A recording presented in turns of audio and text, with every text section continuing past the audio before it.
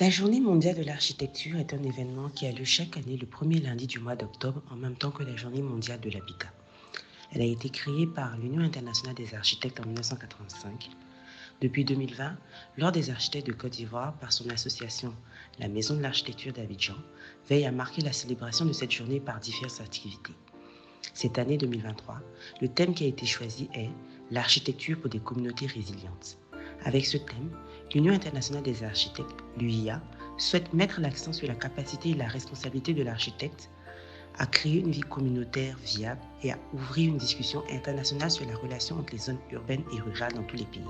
En Côte d'Ivoire, comment les architectes peuvent-ils contribuer à améliorer les conditions de vie des populations dans le but de créer des communautés résilientes? Que pensez-vous du thème de la Journée mondiale de l'architecture 2023, l'architecture pour les communautés résilientes? Merci pour votre invitation. Je pense que le titre est bien à propos si on tient compte un peu de ce qui se passe au niveau régional et au niveau même mondial, hein, avec toutes ces catastrophes et toutes ces populations qui sont donc les victimes de ces catastrophes et principalement celles qui sont dans des zones à risque, c'est-à-dire des bidonvilles ou les quartiers précaires, et qui déjà vivent la résilience au quotidien, parce qu'il faut s'adapter à un environnement difficile, ingrat, et en plus quand elles font face à ce genre de situations catastrophiques, doivent redoubler d'efforts et d'ingéniosité pour vraiment faire face à cela. Donc, j'identifierais beaucoup plus ces populations comme les populations résilientes vraiment, parce qu'ils continuent de vivre. C'est un phénomène de regard sur l'habitat social, pour que l'architecte descende un peu plus bas de ses tours, pour être dans la sphère même de toutes les problématiques urbaines et qui marginalisent une partie de la société. Donc voir comment on peut mener une réflexion pour apporter certainement des solutions idoines à la souffrance de ces communautés-là qui sont dans le fond bien organisées. Parce que quel que soit le quartier précaire que vous allez prendre, vous pouvez le regarder de loin avec un autre regard, mais dès que vous rentrez à l'intérieur de ces quartiers-là, vous voyez qu'il y a toute une organisation qui est mise en place, mais qui demande ne serait-ce que des équipements collectifs pour les mettre à un certain niveau de confort. Donc, c'est un thème d'actualité. Nous vivons aujourd'hui dans tout le monde entier plusieurs intempéries, plusieurs sinistres dus au réchauffement climatique. Et les victimes sont souvent les couches les plus pauvres. Je pense que c'est une thématique qui permet à l'architecte de prendre une autre caméra pour avoir un autre regard envers une bonne partie de la communauté. Quelles sont les communautés résilientes? Alors pour moi, communauté résiliente, tout de suite m'interpelle sur la vulnérabilité de ces communautés-là qui, je dis, se débattent aujourd'hui pour se faire une place à la limite de leurs moyens, quelle que soit la zone. Dans une communauté résiliente, c'est un groupement de personnes qui vivent ensemble, qui résistent à certaines forces naturelles de la vie et qui sont dans des conditions pas tellement salubres aussi. On voit ici Abidjan a plus de 130 quartiers précaires. Et on donne ce chiffre-là, ça fait quelques années, mais c'est sûr qu'il doit y avoir plus. Et l'État fait un effort pour trouver des solutions. Mais je pense que le professionnel lui-même devait réfléchir autrement pour pouvoir apporter des solutions idoines. Que proposez-vous pour l'efficacité et l'adéquation des outils de planification conventionnelle pour l'organisation des territoires? Il y a une chose qu'il faut reconnaître. La vie aujourd'hui, elle devient une vie urbaine. C'est-à-dire que les villes deviennent plus importantes, plus d'espace que, disons, le milieu rural. Le milieu urbain est en train de phagocyter. Il y a beaucoup de villages qui vont disparaître. Il y a des villages qui deviennent des villes plus tard. Donc, il faut mener la réflexion et elle doit être globale. Il ne faut pas travailler seulement sur l'urbain. Il faut créer, comme on appelle, un équilibre pour permettre même au milieu rural de bloquer aussi une certaine population. Si tout le monde doit venir en ville, il arriverait un moment, les problèmes vont toujours se multiplier. Je pense que c'est une réflexion qu'il faut mener. Elle doit être globale. Même quand on prend une ville, chaque ville a sa zone rurale. Quand on prend un périmètre urbain, par exemple, on prend le schéma directeur du Grand Abidjan, il va jusqu'à Zagué. Et Benjerville, ça c'est rien, ça. Benjerville, ça c'est une des chevilles. Jusqu'à Bassam, tout ça. Donc ça ratisse. Quand vous ratissez comme ça d'une ville à une autre, il y a des espaces qui sont au milieu, qui sont des zones rurales, qu'il faut intégrer donc au futur de la ville.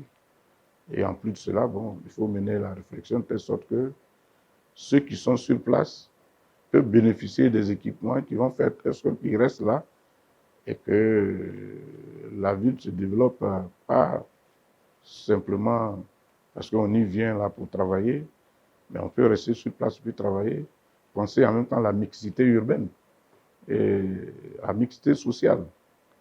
Alors, il y a plusieurs types de mixité. Aujourd'hui, les gens parlent de villes nouvelles qu'on doit créer à proximité des capitales. Je pense que si on fait une étude globale qui met tout ça en musique, on n'a même pas besoin de créer des villes nouvelles qui seront encore plus chères. Et le milieu rural est, disons, c'est le milieu rural qui alimente le milieu urbain. Voilà. Au niveau de tous les vivriers qu'on a, tout ça, même les cultures qui permettent donc à la ville de vivre, viennent du milieu rural. Donc, en pensant la ville, il faut penser en même temps le milieu rural. Et je pense que l'architecte peut réfléchir dans ce sens-là, accompagner l'urbanisation, créer des équilibres qui vont permettre à la société de vivre, de mener une vie harmonieuse. Mais bon, c'est des réflexions. En tant que c'est des réflexions, ce n'est pas l'architecte qui prend la décision. L'architecte peut trouver la solution technique et celui qui a en charge donc le développement urbain, c'est à lui maintenant de mettre les politiques en place pour pouvoir prendre en compte ce que le technicien a imaginé pour pouvoir apporter un plus donc à la vie des citoyens. Parce que c'est... Bon, si l'architecte réfléchit, il peut proposer aussi à l'administration. Voilà des solutions que nous avons. Et si vous pouvez tenir compte dans vos politiques de logement, d'aménagement urbain, d'aménagement rural, tout ça, je pense que c'est des dimensions qui méritent des réflexions. Mais ça veut dire que ce sont des sujets de recherche. Hein. Voilà, c'est de la recherche opérationnelle. Les architectes eux-mêmes doivent pouvoir s'organiser. Dans les écoles, on doit pouvoir enseigner tout ça pour que les jeunes qui vont sortir demain ils peuvent rentrer même dans l'administration et ils peuvent être à la source, sinon ils peuvent être les motivateurs des décideurs pour pouvoir amener de nouvelles politiques de développement pour qu'on puisse créer le couple urbain-rural. Je pense, bon, c'est ce qu'on peut dire. Hein. Maintenant, est-ce que ce rêve-là, comme ils disent dans le monde entier, il faut que déjà nous-mêmes nous soyons conscients de cela. C'est nous qui sommes concernés le plus, surtout les pays du Sud. Voilà, les pays, maintenant on dit qu'il n'y a pas de tiers-monde.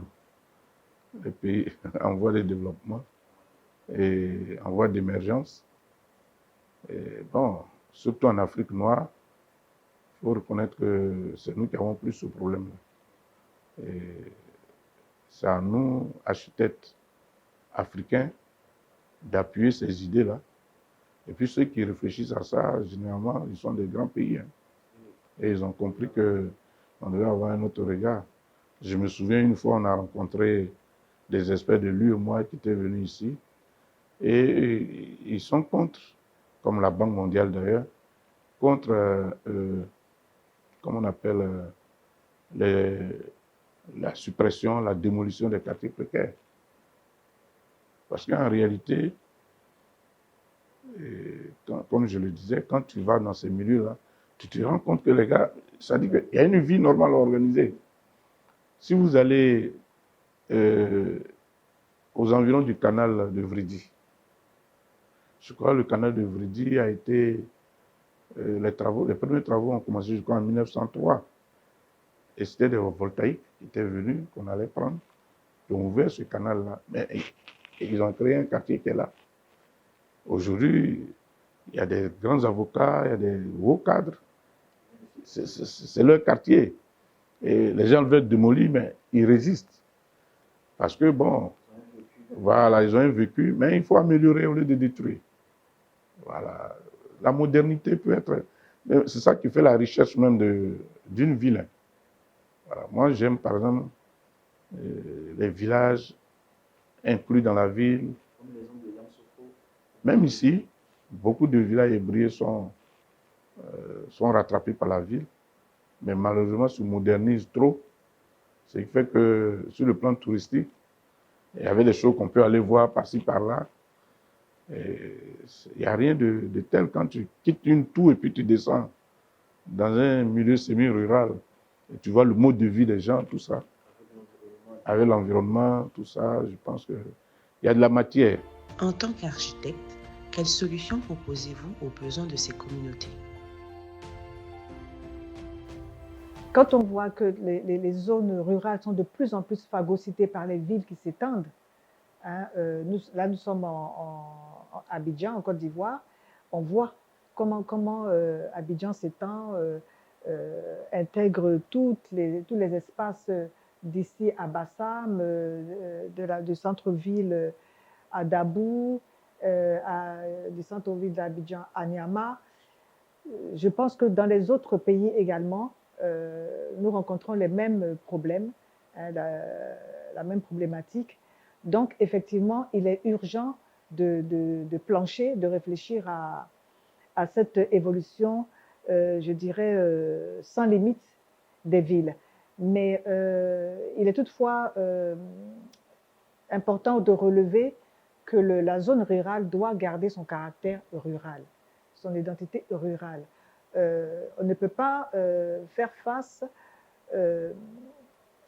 dans tous les pays systématiquement à des villes, à des zones urbaines. L'homme a besoin aussi de se reconstruire, de se refaire dans des zones un peu plus paisibles. Voilà. Donc, oui, il faudrait créer des nouvelles villes, les repenser, de nouveaux espaces dans lesquels on va voir et retourner à la nature un peu. Parce que on s'aperçoit que dans les grandes villes, dans les villes urbaines, surtout africaines, on coupe systématiquement les arbres. Contrairement aux villes européennes, par exemple, si vous regardez, bon, des villes très anciennes comme Londres, voilà, ou Paris ou autres, l'arbre est vraiment voilà, est très protégé et tout ça. Et si nous avons une facilité avec la végétation qui pousse assez facilement, mais nous n'en voulons pas, nous la coupons systématiquement. Il faut reconstruire, rebâtir des espaces autour de cette nature. Voilà. Retrouver aussi des symboles. Dans ces espaces, on peut retrouver des éléments culturels qui rappellent un peu la région, hein, ici ou dans les pays d'Afrique de l'Est, etc. En tout cas, retrouver un peu ces symboles, retrouver un peu cette reconnexion à l'élément naturel qui va rendre ces villes un peu plus humaines, hein, un peu plus sociables et humanisantes. Voilà. Ce qui pourrait aider, ce serait, en plus donc des outils qui existent, c'est-à-dire les schémas directeurs, etc., avoir une méthodologie participative, c'est-à-dire faire participer l'utilisateur, la population, les communautés résilientes et autres à ce débat, à cette construction de l'évolution de la ville. Parce que contrairement à ce qu'on pourrait penser, voilà, ces communautés sont organisées. Par exemple, il y a les transporteurs qui sont organisés, il y a les commerçants qui sont organisés, etc., etc. Ils sont très organisés et quand on fait la démarche d'aller vers eux pour savoir, pour discuter un peu avec eux, on s'aperçoit que non seulement ils savent ce qu'ils veulent, mais ils savent ce dont ils ont besoin pour que la ville évolue bien et qu'elle fonctionne correctement. Donc, ce serait, je proposerais des réflexions participatives avec donc les utilisateurs, les habitants des espaces concernés. Déjà, il y a des schémas directeurs qui existent de toutes ces villes. Hein. Ce serait peut-être de partir de là parce qu'il faut partir d'une base et d'associer donc les communautés occupantes de ces lieux, de ces villes, pour voir un peu par rapport à l'exercice de leur activité ou alors leur vie quotidienne, l'école des enfants, comment ils y vont, etc. Voir un peu avec eux, donc les associer, pour voir comment ils voient, de quoi ils ont besoin, comment ils voient l'évolution de ces villes. Maintenant, il y a des outils aussi, surtout pour vous les jeunes qui sont actuels et qui seraient excellents pour moi, hein, parce que l'homme est très visuel et l'Africain encore plus.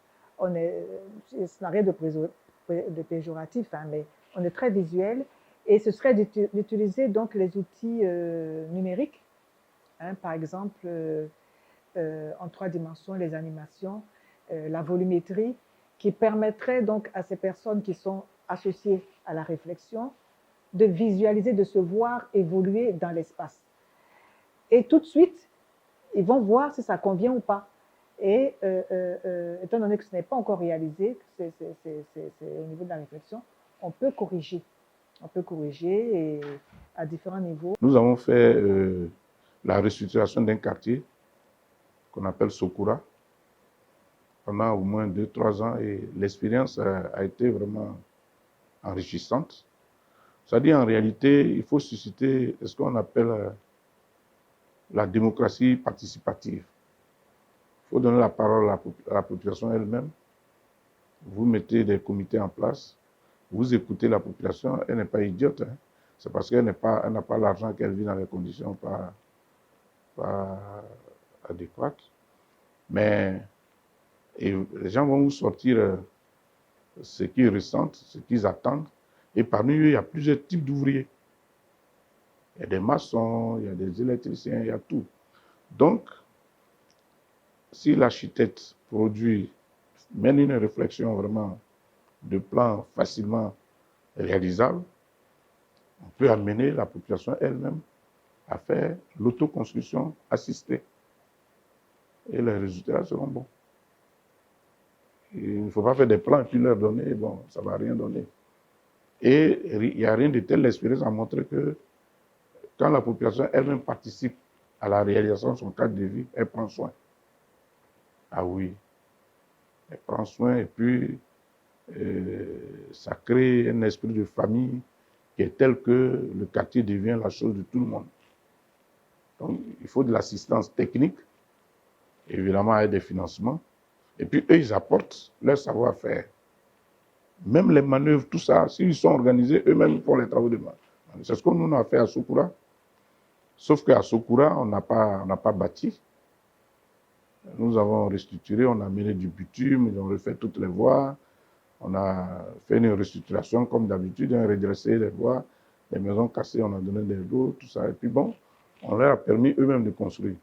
Mais après quelques années, ce n'était plus un quartier précaire. Hein. C'est là on a senti que les gens avaient l'argent, mais ils n'avaient pas, comme on appelle, la sécurité du foncier. Voilà, le foncier, ils sont assis sur des zones qui ne sont pas à eux, donc ils ne peuvent pas investir lourd pour pouvoir construire une maison qu'on peut démolir demain. Dès que ça a été reconnu officiellement, c'est fini, les gens, c'est devenu un quartier chic de la ville. Bon, l'inconvénient, c'est que au moment où vous êtes en train de le faire, il y a d'autres qui vont créer aussi un autre quartier pour pouvoir en bénéficier. Mais je pense qu'il faut susciter la participation des usagers eux-mêmes.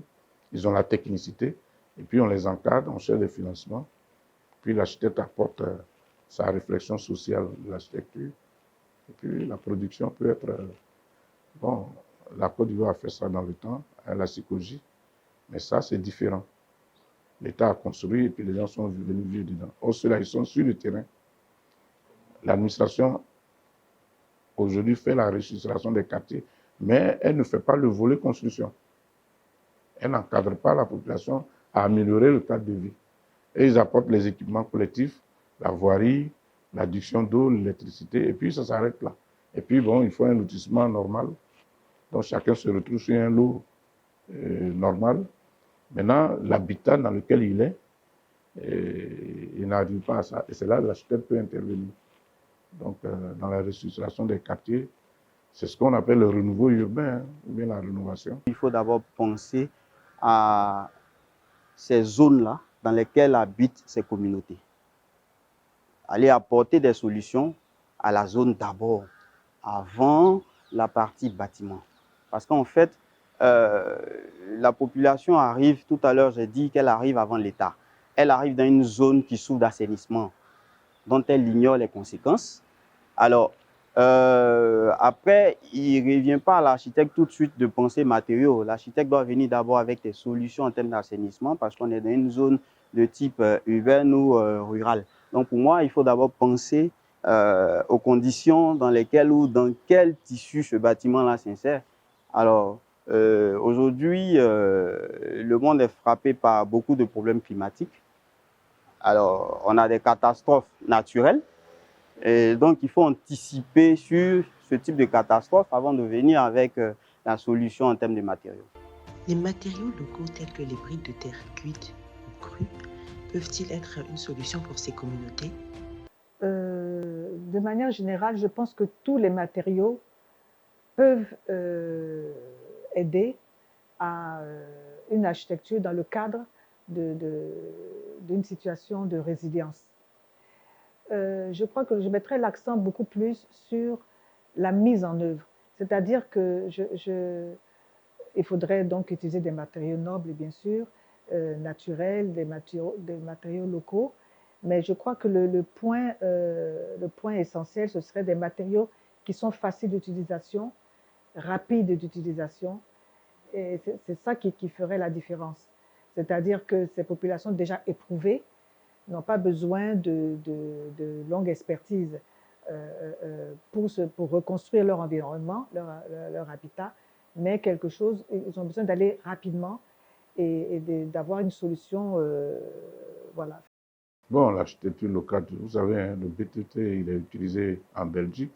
La Belgique est l'un des pays, même en Afrique du Sud, un peu partout. Hein. Bon, c'est le matériau BTC.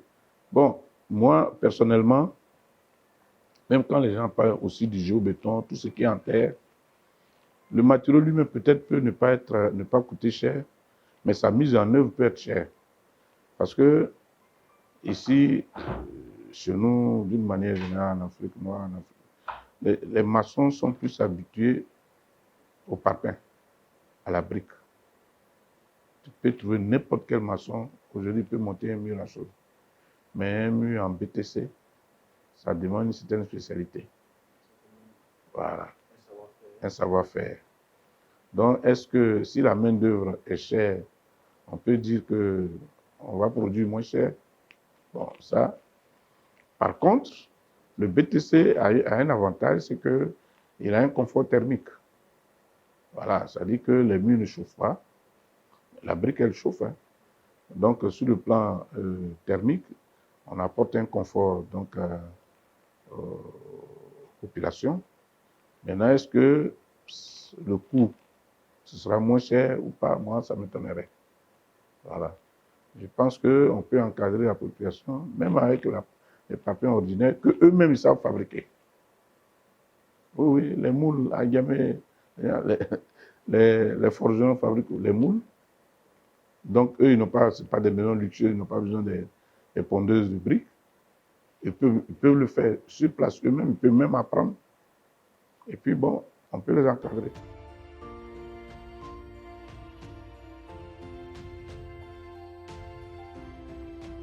Il serait urgent d'affronter ces problématiques parce que plus on avance, plus les catastrophes deviennent beaucoup plus importantes et sont de plus en plus rapprochées. Donc, plus tôt on prendra ce problème à bras le corps, mieux ce sera pour les populations et pour l'évolution même du monde, de notre monde. Voilà. La population a une idée un peu bourgeoise de l'architecte. Et l'architecte, c'est pour les riches, il construit pour les riches. Et je pense qu'au niveau de l'Union internationale des architectes, les architectes se sont rendus compte que la société avance et il y a une partie de la population qui n'est pas dans la locomotive, qui n'est pas dans le train du développement. Donc il est temps qu'on ait un autre regard.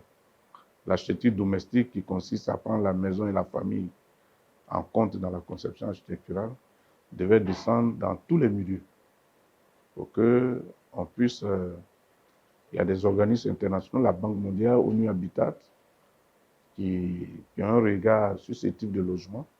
Je pense qu'il est temps qu'au niveau de l'enseignement même, dans nos écoles d'architecture, que cela soit enseigné.